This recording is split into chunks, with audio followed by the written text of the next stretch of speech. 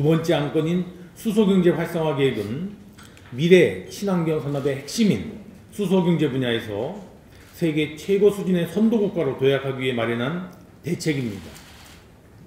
우리가 강점이 있는 수소차, 연료전지 분야를 양대축으로 세계시장 점유율 1위 달성을 위하여 수소의 생산, 저장, 운송 및 활용, 안전에 이르기까지 전 분야를 아우르는 추진 전략을 마련하였으며 특히 수소 활용도 제고를 위해서 수소차 보급을 작년도 2만 대에서 2022년 약 8만 대까지 확대하겠다는 내용을 담고 있습니다.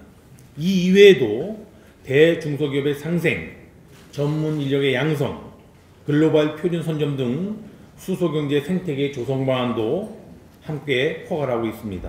오늘 논의 결과를 바탕으로 최종 방안이 마련이 되면 내일 대통령님께서 참석하시는 수소경제 행사에서 그 내용을 발표하게 될 것입니다. 이 안건에 대해서는 산업부 장관께서 간략하게 그 추진 배경 등을 추가적으로 설명드릴 예정입니다. 마지막 안건으로 산업혁신 세부 추진계획이 서면으로 상정되어 있습니다. 산업의 혁신은 우리 경제의 미래를 준비하는 차원에서 더 이상 늦출 수 없는 절실한 과제입니다.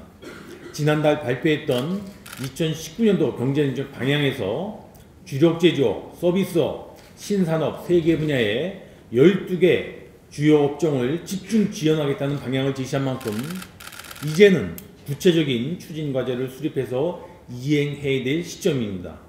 먼저 주력산업은 2030년까지의 중장기 로드맵을 수립하고 특히 이 중에서도 올해 경제활력 재고를 위하여 중요하게 부각되고 있는 자동차, 조선, 디스플레이, 석유화학 등 4개 업종에 대해서는 각별하게 경쟁력 제고 내지는 지원 대책을 마련하도록 하겠습니다.